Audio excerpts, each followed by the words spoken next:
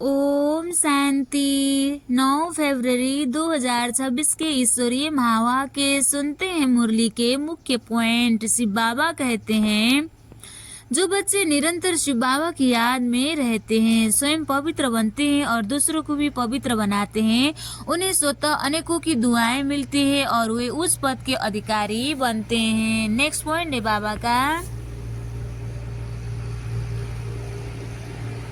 सतयुग में देवी देवताओं का राज्य होता है, जहाँ विकार नहीं, दुख नहीं और संपूर्ण निर्विकारी जीवन होता है। वहाँ रावण का नाम निशान नहीं होता। जैसी आत्मा दिखाई नहीं देती है लेकिन महसूस किया जाता है शरीर में, वैसे ही परमपिता परमात्मा शिव बाबा ही दिखते नहीं है लेकिन महसूस किया जाता है। शक्ति का ज्ञान द्वारा शिव बाबा की पहचान मिलती है। बाप समझाते हैं कि खुदा सदा सुख देने वाला मित्र है, इसलिए उसे प्यार किया जाता है। रावण अर्थात 5 विकार काम क्रोध लोभ अहंकार है, सबसे बड़ा दुश्मन जो दुख देता है, इसलिए उसे जलाया जाता है। यह कलयुग की पुरानी दुनिया अब समाप्त होनी है और नई सत्युग की दुनिया स्थापन होनी है। जैसे पुराना घर गिराकर नया बनाते हैं, वैसे ही पुरानी सृष्टि खत्म हो रही है और नई स्वर्ग दुनिया बन रही है। जो बच्चे निरंतर आत्मा अभिमानी बनकर बाप की याद में रहते हैं और सेवा द्वारा सबको आप समान बनाते हैं, वे सेकंड में जीवन मुक्ति पाते हैं। जो बच्चे किसी भी देहधारी को याद नहीं करना है, केवल शिव बाबा कहते हैं मुझे याद करो, सिरमत पर पवित्र रह करी विश्व की बादशाही मिलती है। अल्प अर्थात बाप और बे अर्थात बादशाही। बाप को याद करने से जन्म जन्मांतर के पाप करते हैं और राजभाग्य का अधिकार मिलता है। मनुष्य या देवता, कोई देहधारी किसी को भी पावन नहीं बना सकते। पतित पावन एकमात्र परम पिता शिव बाबा जो विदेही है, वही आकर सबको पतित से पावन बनाते हैं। और अब सुनते हैं महावाक्यों को विस्तार से। मुरली का सार। मीठे बच्चे गरीब निवाज बाबा तुम्हें कौड़ी से हीरे जैसा बनाने आए हैं, तो तुम सदा उनकी सिरमत पर चलो। मीठे बच्चे बाबा कहते हैं, गरीब निवाज बाप कौड़ी से हीरे जैसा बनाने आए हैं। शिव बाबा हमें कौड़ी से हीरे जैसा बनाने आए हैं। बाबा कहते हैं तो उसके लिए तुम सदा उनकी सिरमत पर चलो। बाबा कहते हैं मेरी मत पर चलो। प्रश्न, पहले तुम्हें सभी को कौन सा एक गुह्य राज समझाना चाहिए? उत्तर में बाप दादा कहते हैं, उत्तर में शिव बाबा कहते हैं, बाप दादा का गुप्त राज सभी को समझाना है। बाप दादा ब्रह्मा बाबा और शिव बाबा दोनों इकट्ठे रहते हैं तब बाप दादा होते हैं। तो बाप दादा का तुम जानते हो, यहाँ हम बाप दादा के पास आए हैं। यह दोनों इकट्ठे हैं, शिव बाबा और ब्रह्मा बाबा। शिव की आत्मा इसमें है और ब्रह्मा की आत्मा भी ब्रह्मा बाबा के तन में है। एक आत्मा है, दूसरा परम आत्मा। तो पहले यह गुप्त राज सबको समझाओ कि यह बाप दादा इकट्ठे हैं। यह दादा ब्रह्मा बाबा भगवान नहीं है। कोई देहधारी मनुष्य भगवान नहीं हो सकते। मनुष्य भगवान होता नहीं है। और ब्रह्मा बाबा के तन में जो ज्योति बिंदु स्वरूप परमात्मा है, निराकार है, विदेही है, वो भगवान है। भगवान शिव भगवान कहा जाता है निराकार को। ज्योति बिंदु स्वरूप परम पिता परमात्मा शिव, वह बाप है शांति धाम में रहने वाला। वह पिता शांति धाम में रहते हैं, हम सबके पिता हैं और उनकी कोई देह नहीं है। अच्छा गीत। आखिर वह दिन आया आज। अच्छा, ओम शांति। बाप दादा द्वारा अर्थात शिव बाबा ब्रह्मा द्वारा समझाते हैं, यह पक्का कर लो, लौकिक संबंध में बाप अलग दादा अलग होता है। बाप से दादा का वर्षा मिलता है, कहते हैं दादे का वर्षा लेते हैं। वह है गरीब निवाज। वह है बाप से दादा का वर्षा मिलता है, दादा अलग होता है, बाप से दादा का वर्षा मिलता है, कहते हैं दादे का वर्षा लेते हैं, वह है गरीब निवाज। गरीब निवाज उनको कहा जाता है जो आकर गरीब को सिरताज बनाए। तो पहले पहले पक्का निश्चय होना चाहिए कि यह कौन है। देखने में तो साकार मनुष्य है। इनको यह सब ब्रह्मा कहते हैं। तुम सब ब्रह्मा कुमार कुमारियाँ हो, जानते हो हमको वर्षा शिव बाबा से मिलता है, जो सबका बाप आया है वर्षा देने के लिए। बाप वर्षा देते हैं सुख का, फिर आधा कल्प बाद रावण दुख का शराप देते हैं। भक्ति मार्ग में भगवान को ढूंढने के लिए धक्का खाते हैं, मिलता किसी को भी कुछ नहीं है, मिलता किसी को कुछ नहीं। भारतवासी गाते हैं तू मात पिता हम बालक तेरे, फिर कहते हैं आप जब आएंगे तो हमारा एक ही आप होंगे, दूसरा न कोई और कोई साथ, हम ममत्व नहीं रखेंगे करके शिव बाबा को पुकारते हैं। ओ भगवान, ओ गॉडफादर आओ, हमारा तो एक शिव बाबा है। तुम जानते हो यह बाप है गरीब निवाज, गरीब को साहूकार बनाने वाला। कौड़ी को हीरे तुल्य बनाते हैं अर्थात कलयुगी पतित कंगाल से सतयुगी सिरताज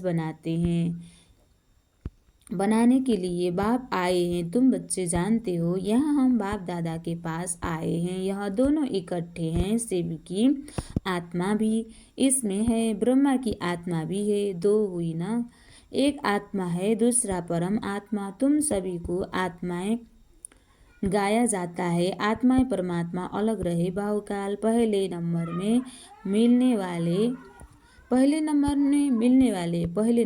मिलने वाले हो तुम आत्माएं, अर्थात जो आत्माएं है वह परमात्मा बाप से मिलती है, जिसके लिए पुकारते हैं ओ गॉड फादर।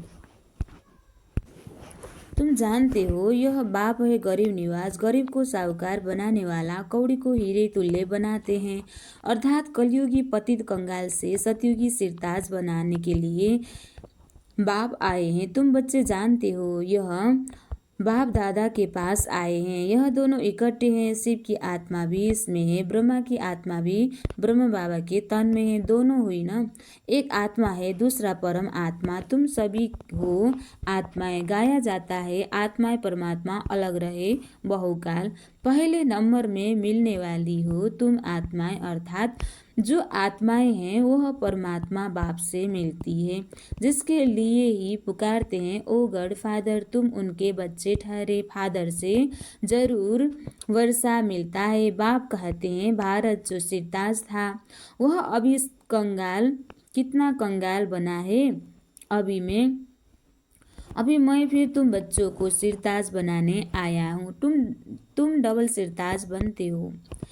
एक ताज होता है पवित्रता का, उसमें लाइट देते हो, दूसरा है रतन जड़ित ताज। तो पहले यह गुह्य राज सबको समझाना है कि यह बाप दादा इकट्ठे हैं, यह भगवान नहीं है। मनुष्य भगवान होता नहीं, भगवान कहा जाता है निराकार को। वह बाप है शांति धाम में रहने वाला, जहाँ तुम सभी आत्माएं रहती हो, जिसको निर्वाण धाम अर्थात वानप्रस्थ कहा जाता है। निर्वाण धाम अर्थात वानप्रस्थ कहा जाता है, वहाँ सभी आत्माएं रहते हैं। फिर तुम आत्माओं को शरीर धारण कर यहाँ पाठ बजाना होता है। आधा कल्प सुख का पाठ, आधा कल्प है दुख का। जब दुख का अंत होता है तब बाप कहते हैं मैं आता हूँ। यह ड्रामा बना हुआ है। तुम बच्चे यहाँ आते हो भट्टी में, यहाँ और कुछ बाहर का याद नहीं आना चाहिए। यहाँ है ही माता पिता और बच्चे, और यहाँ शूद्र संप्रदाय है नहीं। जो ब्राह्मण नहीं है उनको शूद्र कहा जाता है। उनको संग तो यहाँ है ही नहीं, यहाँ है ही ब्राह्मणों का संग। ब्राह्मण बच्चे जानते हैं कि शिव बाबा ब्रह्मा द्वारा हमको नरक से स्वर्ग की राजधानी का मालिक बनाने आए हैं। अब हम मालिक नहीं है क्योंकि हम पतित हैं, हम पावन थे। फिर 84 का चक्र लगाए सतो रजो तमो में आए हैं। 84 जन्मों का हिसाब लिखा हुआ है। बाप बैठकर बच्चों को समझाते हैं। जिन बच्चों से पहले पहले मिलते हैं फिर उनको ही पहले पहले सतयुग में आना है। तुमने 84 जन्म लिए हैं। रचता और रचना की सारी नॉलेज गाया जाता है। आत्मा परमात्मा अलग रहे बहुकाल पहले नंबर में मिलने वाली हो तुम आत्माएं, अर्थात जो आत्माएं हैं वह परमात्मा बाप से मिलती है, जिसके लिए ही पुकारते हैं ओ गॉड फादर। तुम उनके बच्चे ठहरे, फादर से जरूर वर्षा मिलता है। बाप कहते हैं भारत जो सिरताज था वह अभी कितना कंगाल बना है। अभी मैं फिर तुम बच्चों को सिरताज बनाने आया हूँ। डबल सिरताज बनाते हैं। एक ताज होता है पवित्रता का, उसमें लाइट देते हो। दूसरा है रतन जड़ित ताज। तो पहले पहले यह गुह्य राज सबको समझाना है कि यह बाप दादा इकट्ठे हैं। यह भगवान नहीं है। ब्रह्मा बाबा भगवान नहीं है। मनुष्य भगवान होता नहीं है। भगवान कहा जाता है निराकार ज्योति बिंदु स्वरूप शिव परमात्मा, जो ब्रह्मा बाबा के तन को लोन लिया है ज्ञान देने के लिए। वह बाबा है शांति धाम में रहने वाला, जहाँ तुम सभी आत्माएं रहती हो, जिसको निर्वाण धाम अर्थात वानप्रस्थ कहा जाता है। फिर तुम आत्माओं को शरीर धारण कर यहाँ पाठ बजाना होता है। आधा कल्प सुख का पाठ, आधा कल्प है दुख का पाठ। जब दुख का अंत होता है तब बाप कहते हैं मैं आता हूँ। यह ड्रामा बना हुआ है। तुम बच्चे यहाँ आते ही हो भट्टी में, यहाँ और कुछ बाहर का याद नहीं करना चाहिए। यहाँ है ही माता पिता और बच्चे, और यहाँ शूद्र संप्रदाय है नहीं। जो ब्राह्मण नहीं है उनको शूद्र कहा जाता है। उनका संग तो यहाँ है ही नहीं। यहाँ है ही ब्राह्मणों का संग। ब्राह्मण बच्चे जानते हैं कि शिव बाबा ब्रह्मा द्वारा हमको नरक से स्वर्ग की स्थापना, नरक से स्वर्ग की राजधानी का मालिक बनाते हैं। बाबा शिव बाबा ब्रह्मा द्वारा हमको नरक से स्वर्ग की राजधानी का मालिक बनाते हैं। अब हम मालिक नहीं हैं क्योंकि हम पतित हैं। हम पावन थे, फिर 84 का चक्र लगाए, सतो रजो तमो में आए हैं। सीढ़ी में 84 जन्मों का हिसाब लिखा हुआ है। बाप बैठकर बच्चों को समझाते हैं। जिन बच्चों से पहले पहले मिले हैं फिर उन्हों को ही पहले पहले सतयुग में आना है। तुमने 84 जन्म लिए हैं। रचता और रचना की सारी नॉलेज एक बाप के पास ही है। वही मनुष्य सृष्टि का बीज रूप है। जरूर बीज में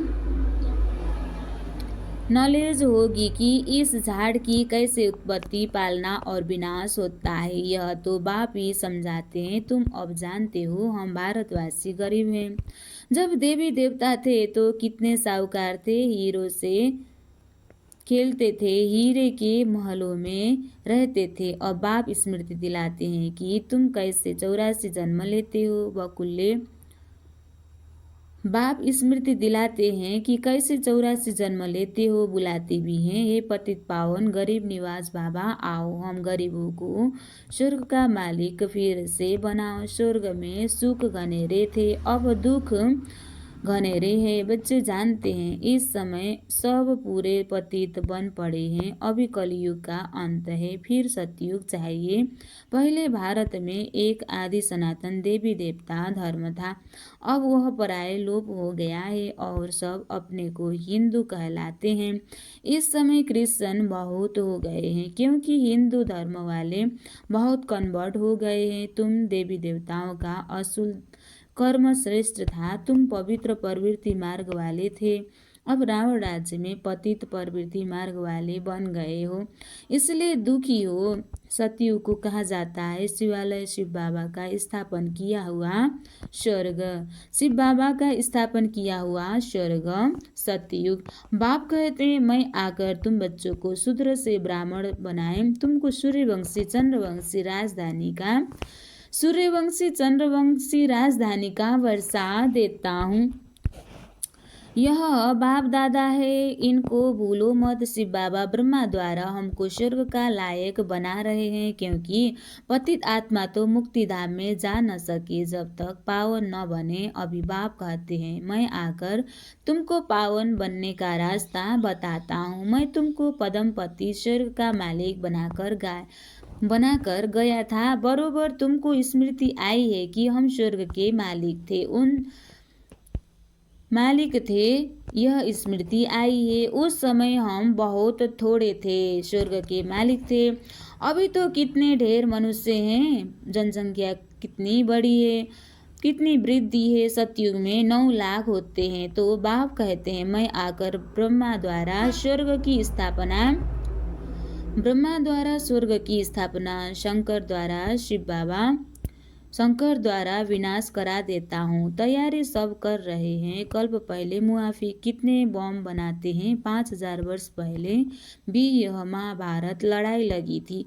भगवान ने आकर राजयोग सिखाए, मनुष्य को नर से नारायण बनाया था। तो जरूर कलयुगी पुरानी दुनिया का विनाश होना चाहिए। सारे बम्बोर को आग लगेगी, नहीं तो विनाश कैसे हो। आजकल बम में आग भी भरते हैं। मूसलधार बरसात, अर्थक्वेक आदि सब होगी, तब तो विनाश होगा। पुरानी दुनिया का विनाश, नई दुनिया की स्थापना होती है। यह है सतयुग। रावण राज्य मुर्दाबाद हो, राम राज्य जिंदाबाद होता है। नई दुनिया में श्री कृष्ण का राज्य था। लक्ष्मी नारायण के बदले श्री कृष्ण का नाम ले लेते हैं, क्योंकि श्री कृष्ण के सुंदर सबसे प्यारा बच्चा मनुष्यों को तो पता नहीं है ना। श्री कृष्ण अलग राधे अलग राजधानी की थी। भारत सिरताज था, अभी कंगाल है। फिर बाप आकर सिरताज बनाते हैं। अब बाप कहते हैं, पवित्र बनो और मामे कम याद करो तो तुम सतप्रधान बन जाएंगे। फिर जो सर्विस कर आप समान बनाएंगे, वह ऊंच पद पाएंगे। डबल सिरताज बनेंगे। सतयुग में राजा रानी और प्रजा सब पवित्र रहते हैं। अभी तो है ही प्रजा का राज्य, दोनों ताज नहीं है। बाप कहते हैं, जब ऐसी हालत होती है तब मैं आता हूँ। अभी मैं तुम बच्चों को राजयोग सिखला रहा हूँ। मैं ही पतित पावन हूँ। अब तुम मुझे याद करो तो तुम्हारी आत्मा से आत्मा से खाद निकल जाए, फिर सतप्रधान बन जाएंगे। अभी श्याम से सुंदर बनना है। सोने में खाद पड़ने से काला हो जाता है। तो अब खाद को निकालना है। बेहद का बाप कहते हैं, तुम काम चिता पर बैठ काले बन गए हो।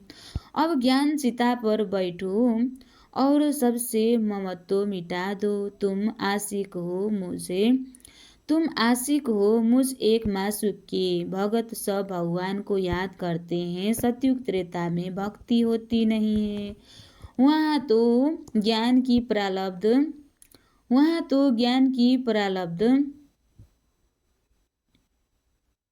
बाबा कहते, वहाँ तो ज्ञान की प्रारब्ध है।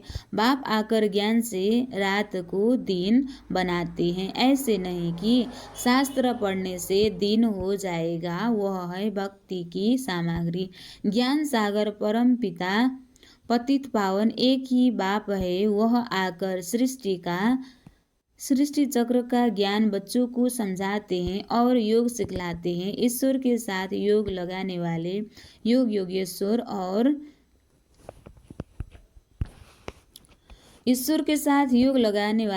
योगेश्वर और फिर राज राजेश्वरी तुम बनते हैं। तुम ईश्वर द्वारा राजाओं का राजा बनते हो। तो जो पावन राजाएं थे, फिर वही पतित बनते हैं। आप ही पूज्य, आप ही पुजारी बन जाते हैं। अब जितना हो सके याद की यात्रा में रहना है। जैसे आशिक मासूक को याद करते हैं ना, जैसे कन्या की सगाई होते हैं, तो फिर 1-2 को याद करते रहते हैं।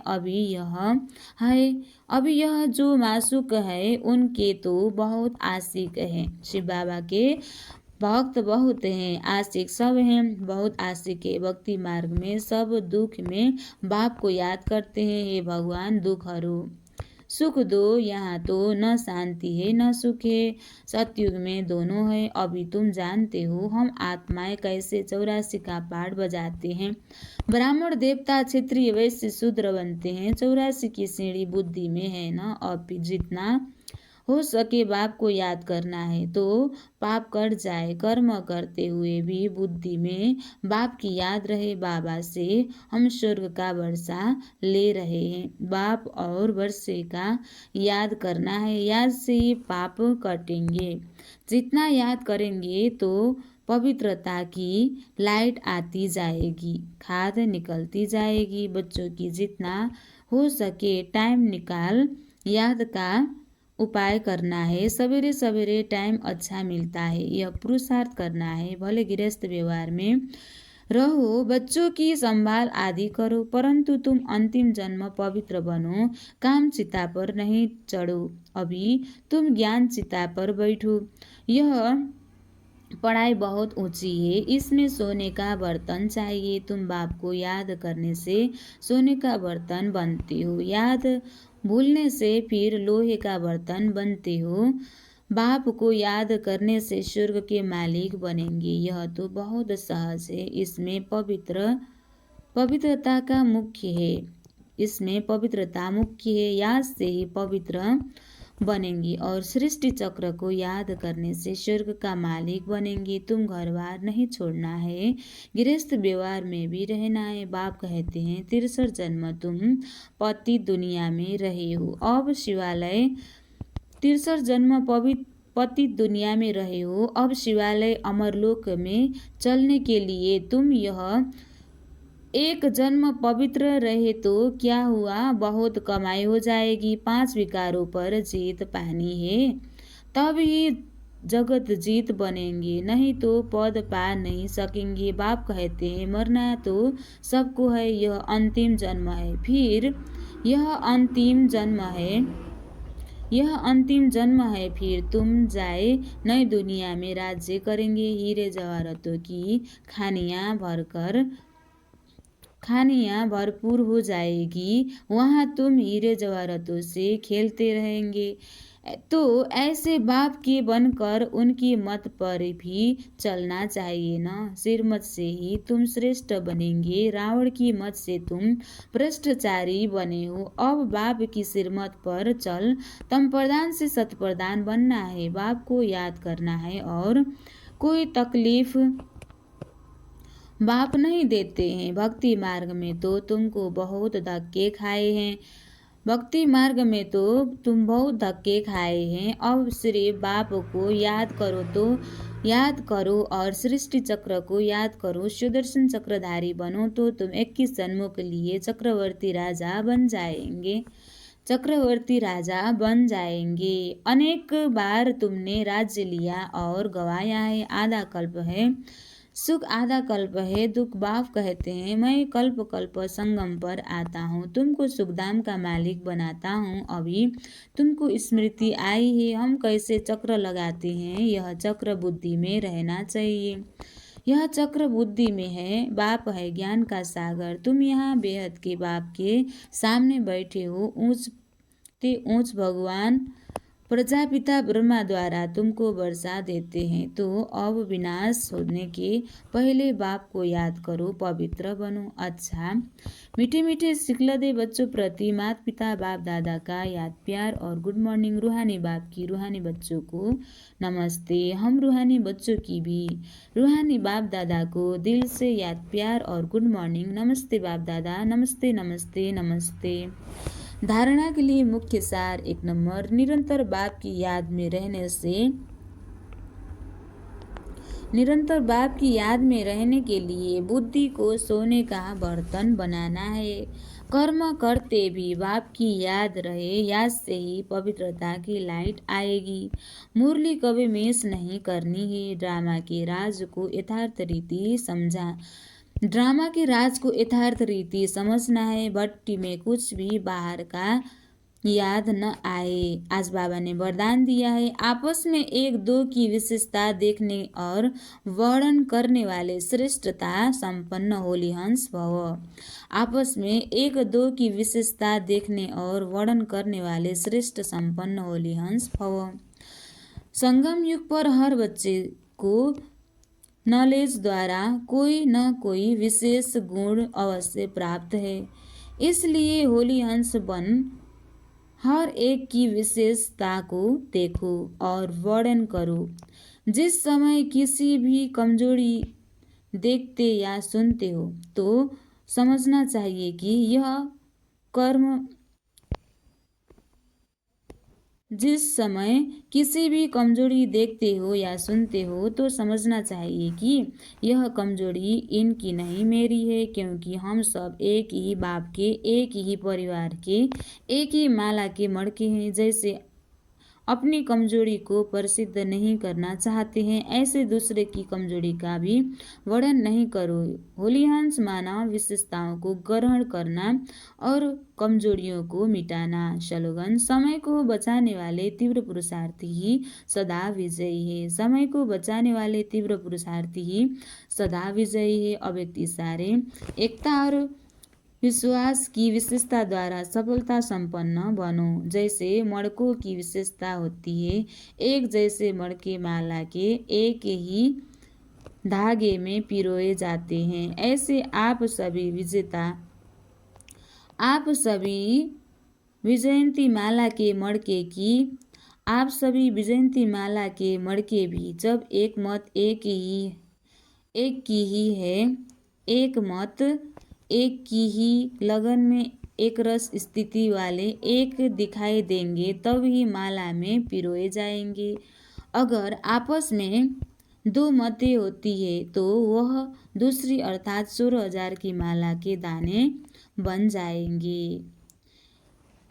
ऐसे आप सभी विजयंती माला के मड़के भी जब एक मत एक की ही लगन में एक रस स्थिति वाले एक दिखाई देंगे, तब ही माला में पिरोए जाएंगे। अगर आपस में दो मत होती है तो वह दूसरी अर्थात 16,000 की माला में माला के दाने बन जाते हैं। अच्छा, ओम शांति।